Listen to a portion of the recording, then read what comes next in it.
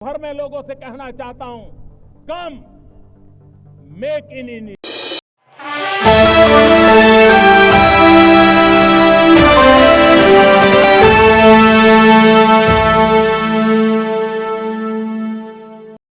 कर्नाटक के सीएम सिद्धारमैया के कोविड टीकों से मौत होने वाले बयान पर बायोकॉन के प्रमुख किरण मजूमदार शो ने पलटवार किया है।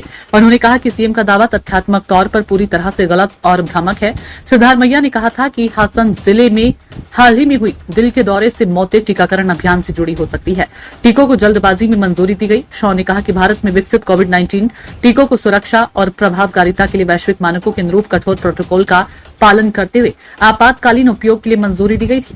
ये कहना है कि इन टीकों को जल्दबाजी में मंजूरी दी गई, ये तथ्यात्मक रूप से गलत है और सार्वजनिक गलत सूचना में योगदान देता है।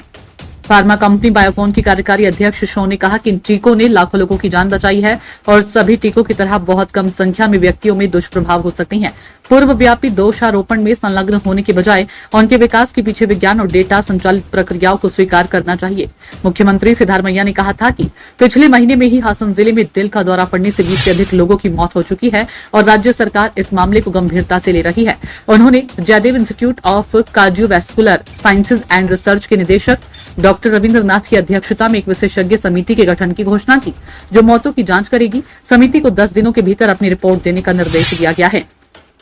सिद्धारमैया ने कहा था कि इस बात से इनकार नहीं किया जा सकता है कि कोविड वैक्सीन को जल्दबाजी में मंजूरी देना और जनता को वितरित करना भी मौतों का एक कारण हो सकता है, क्योंकि हाल ही में दुनिया भर में कई अध्ययनों ने संकेत दिया है कि कोविड टीके दिल के दौरे की बढ़ती संख्या का कारण हो सकते हैं। बुधवार को केंद्रीय स्वास्थ्य मंत्रालय ने सीएम के बयान को खारिज करते हुए कहा था कि अचानक हो रही मौतों की देश की विभिन्न एजेंसियों ने जांच की है और जांच में पाया गया कि इनका कोरोना वैक्सीन से कोई सीधा संबंध नहीं है। आईसीएमआर और national centre for disease control ने भी अपने अध्ययन में इसकी पुष्टि की है।